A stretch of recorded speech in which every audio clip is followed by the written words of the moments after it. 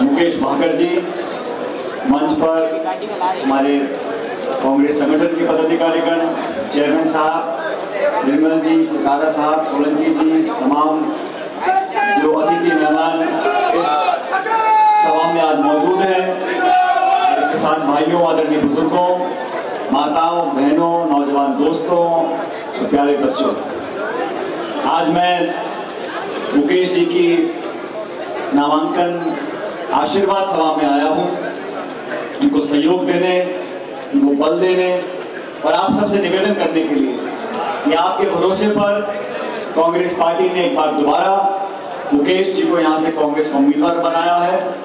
और जो मुकेश जी ने भी भाषण दिया कि पिछली बार जीत में थोड़ी कमी रह गई थी, 12-13 हज़ार का मार्जिन था, इस बार 30 पार करना है, ये संकल्प। दोस्तों, मैं मुकेश जी को लंबे अरसे से जानता हूं। जयपुर में 2013 में हमारी पार्टी और सरकार चुनाव हार गई थी और उस समय मुझे राहुल जी ने और सोनिया जी ने कांग्रेस पार्टी का प्रदेश अध्यक्ष बनाया। पीसीसी अध्यक्ष बनने के बाद जयपुर में जालूपुरा में विजेंद्र ओला जी का मकान था, एक विधायक का जालूपुरा में, तो ओला जी के मकान में मैं रहता था। और ये आपको बता दूं, मैंने ओला जी को कोई किराया विराया नहीं दिया, मैं मुफ्त में रहता था उनके घर में। ओला जी के सरकारी आवासों में रहता था। और उन दिनों में मुकेश बहुत सक्रिय थे छात्र राजनीति में, छात्र संघ के चुनाव लड़े, जीते और फिर और लोगों को चुनाव लड़ाए। लेकिन वो समय जो था 2013 से 18 का, वो कांग्रेस पार्टी के लिए बहुत चुनौतीपूर्ण समय था, बहुत संघर्ष वाला समय था। और उस समय बहुत सारे लोग ऐसे थे जो समझते थे कि कांग्रेस सारी लोकसभा सीट हार गई, वसुंधरा जी और बीजेपी सरकार को 163 विधायक जीत कर गए थे। तो कांग्रेस पार्टी के बहुत से लोगों ने मुझे भी कहा कि सचिन जी क्यों कूदते फिर रहे हो फालतू में, कुछ होने वाला नहीं है।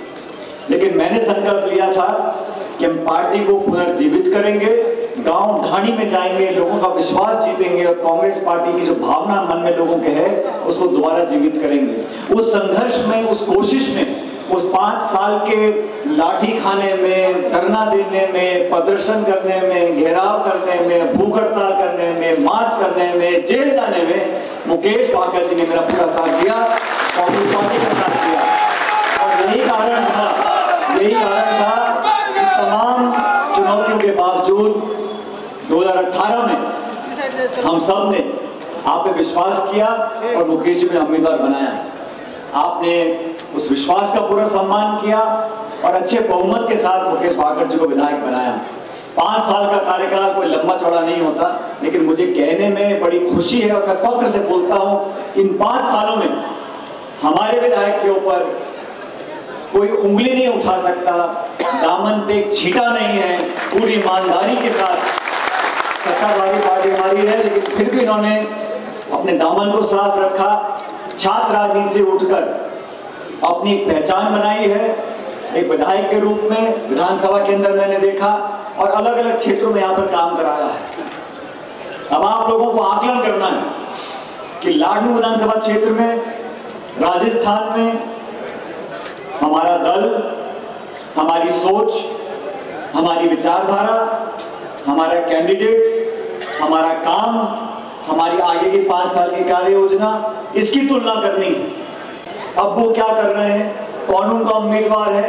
9 साल वो केंद्र में राज करे हैं बीजेपी ने, उन्होंने क्या दिया, महंगाई दी है, अमीर गरीब की खाई बढ़ा दी है, जीएसटी लागू किया है, नोटबंदी करी है, कारखाने बंद किए हैं, किसान के खिलाफ 3 कानून बनाए उन्होंने। ये तो बीजेपी ने किया और ये हम लोगों ने किया। अब मैं आप लोगों से पूछना चाहता हूँ, और लाडनू के लोग बहुत समझदार हैं, यहाँ जो आप सभा में बैठे हो, एक एक व्यक्ति पूरे देश और दुनिया की राजनीति को समझता है। अब आपको आकलन करना है, हमारा उम्मीदवार बेहतर, हमारी पार्टी बेहतर, हमारी सोच बेहतर, हमारा भविष्य बेहतर और हमारा काम करने का तरीका बेहतर। इसलिए आपसे निवेदन करने आया हूं, अगले 21 दिन तक, जैसा मुकेश जी ने कहा, 21 दिन की मेहनत आपको करनी है और फिर 5 साल की मेहनत दोबारा मुकेश जी करेंगे। और मुकेश भाकर वो व्यक्ति है, मैं व्यक्तिगत बोल सकता हूं, आज मैं 2 दिन पहले अपने विधानसभा क्षेत्र में गया था, मैं नामांकन भर दिया अपना, और आज मैं चुनावी अभियान में निकला हूं। और पहले दिन आज मैं आपके बीच में आया हूं। बड़ी सभा हमारी हो रही है। मैं आप लोगों से आश्वासन चाहता हूं, चाहे कोई चुनाव लड़ ले, और कुछ तो ऐसे लोग चुनाव लड़ रहे हैं, उनको चुनाव नहीं जीतना, उनको मुकेश भागर की 500, 700, 800, 1000 वोट खराब करनी है। मजहब के नाम पर, जाति के नाम पर, गोद के नाम पर, इन सब लोगों से सावधान रहना है। मुख्य मुकाबला हमारा भाजपा से होता है, तो कृपया करके अपनी वोट जाया ना करें। एक एक वोट की कीमत है। और जो माहौल मैं देख रहा हूँ पूरे प्रदेश में, ये 30 साल का जो 5 साल बीजेपी, 5 साल कांग्रेस का जो चलता आ रहा है, उसको विराम देना पड़ेगा। और लोगों का मन है इस बार कि दोबारा कांग्रेस पार्टी की सरकार यहाँ पर बने, ताकि और दोगुनी ताकत भारतीय जनता पार्टी के जो साथी हैं वो भी इस बात को जानते हैं कि इस बार मामला टाइट है। हिमाचल प्रदेश में थी डबल इंजन की सरकार, वो इंजन फेल हो गया। कर्नाटक में थी डबल इंजन की सरकार, वो इंजन फेल हो गया। तो भाई यहाँ राजस्थान को बख्श दो, यहाँ डबल इंजन नहीं चाहिए। हमारा अपना इंजन बहुत अच्छा है। यहाँ पर हम लोग आपके बीच में काम करेंगे और सरकार बनाएंगे। मध्य प्रदेश में सरकार कांग्रेस की बनने जा रही है, छत्तीसगढ़ में कांग्रेस की सरकार बनने जा रही है, और मेरी बात याद रखना, तेलंगाना में भी सरकार कांग्रेस पार्टी की बनने जा रही है। और ये सब सरकार जब राजस्थान और 4 राज्यों में बनेगी, और अगले साल चुनाव लोकसभा के, वहां हमारा इंडिया गठबंधन वो और मजबूत होकर उभरेगा। और 10 साल का कार्यकाल देख लिया, अब इनको जयराम जी की बोलो और 2024 में आप एक वोट कीमती है। मुकेश जी बोल रहे थे फौजी के बेटे, मैं भी फौजी का बेटा हूं, मैं फौजी का पोता हूं, और मैं खुद फौजी हूं। इसलिए आपको बोल रहा हूं कि लोगों ने जो नीति बनाई है, वो 4 साल वाली भर्ती, अग्निवीर योजना बनाई, जो बच्चे मेहनत करें, मुश्किल से नौकरी पाए, और 4 साल में नौकरी खत्म कर घर गई। ये जो है, ये राजस्थान के साथ धोखा, देश के साथ धोखा है। आपको नीतियां बनानी है, मनमर्जी करो, लेकिन फौज के संगठन के साथ, भर्ती के साथ, किसान की आमदनी के साथ आप धोखा नहीं कर सकते। हमने मांग रखी थी कि एमएसपी पर एक कानून बनना चाहिए। इन्होंने कानून बनाया कि मंडियों को खत्म कर दो। आप कल्पना करो, इस देश में अगर मंडियां बंद हो जाएंगी और 2, 4, 5 लोग व्यापारियों के हाथ में पूरे देश के भंडार और खदान और खरीद हाथ में आ जाएगी, तो क्या हाल होगा से 10 साल के बाद? मन माना तो वो करेंगे। और 1.5 साल तक किसानों ने धरना दिया दिल्ली के अंदर, तब जाके केंद्र सरकार ने वो तीनों काले कानून वापस लिए। हमारे बच्चे बच्चियां पहलवान कितने दिन बैठे रहे दिल्ली के अंदर, इनकी आंख में आंसू नहीं आए। कितने किसानों ने आत्महत्या कर ली, इनके सर पे जूड़ी नहीं। इनको सिर्फ सत्ता से मतलब है, लंबे चौड़े भाषण देना, लचीले भाषण देना, इश्तिहार देना, रेशम की झंडियां टांगना, मंदिर मस्जिद की बात करना, भेड़ियों को बहकाना, जज्बातों के साथ लोगों का वोट बटोरना, और 5 साल फिर भूल गया। 5 साल से बीजेपी विपक्ष में राजस्थान में। मैं पूछना चाहता हूं, 5 सालों में आपने जनता के कौन से मुद्दे उठाए? हम विपक्ष में थे जब वसुंधरा जी मुख्यमंत्री थी, एक दिन चैन की नींद नहीं सोने दी मैंने उन लोगों को।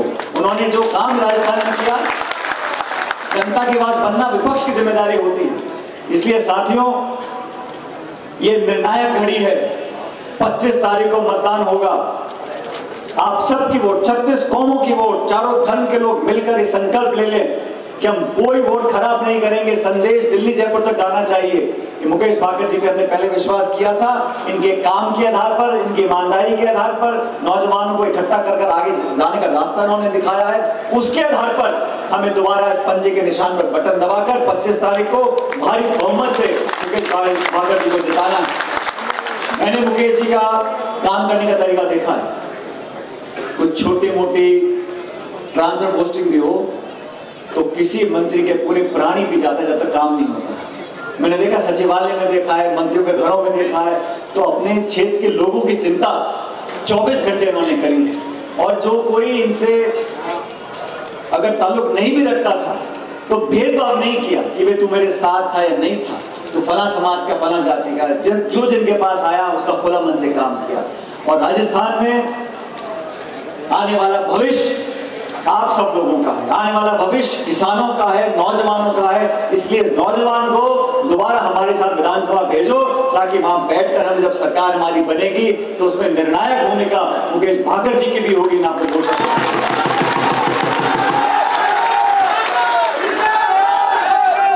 अब मुकेश और कुछ हो ना हो, लेकिन किसान का बेटा तो है, और जो मुंह से बात निकल जाती है और जो ये ठान लेते हैं उससे फिर 10 से मस नहीं होते। ये किसान की पहचान होती है।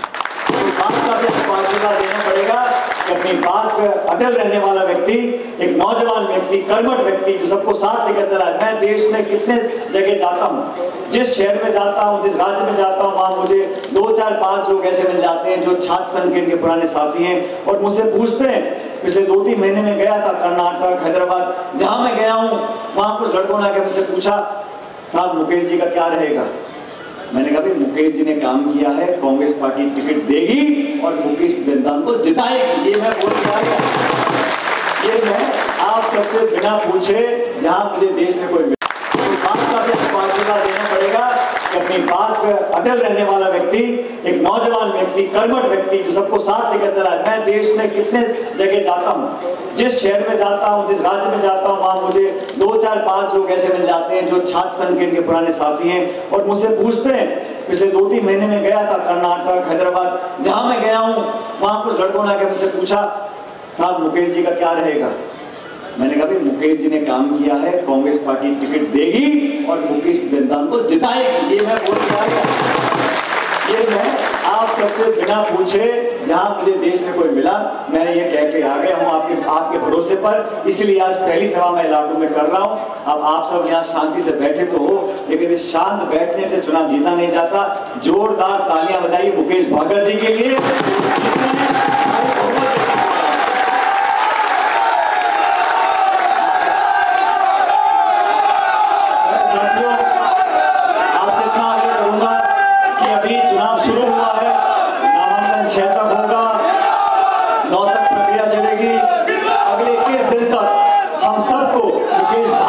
क्षेत्र में खड़े रहना है। हमारी माँ बहनों से कहना चाहता हूँ, आपका बेटा भतीजा है, अपना आशीर्वाद दो, लेकिन 21 दिन चुनाव को गंभीरता से लेना है। चाहे कोई कितनी कोशिश कर ले आपस में बंटवारा पैदा करने की, आपस में टकराव पैदा करने की, और ये भारतीय जनता पार्टी हमेशा करती भी है। मजहब और धर्म के नाम पर कहीं ना कहीं टकराव पैदा करने की कोशिश करते आए हैं। हमें सावधान रहना पड़ेगा और सबका आशीर्वाद लेकर खुले माहौल में अच्छे मन से एक ऐतिहासिक जीत यहाँ से आप रजिस्टर कराओ और आप जिताकर मुकेश जी को भेजो। बाकी मुकेश जी के भविष्य की चिंता मेरे पर छोड़ दो। मैं आपको विश्वास दिलाता हूँ राजू क्षेत्र की जनता के लिए बहुत बड़ा समय होगा।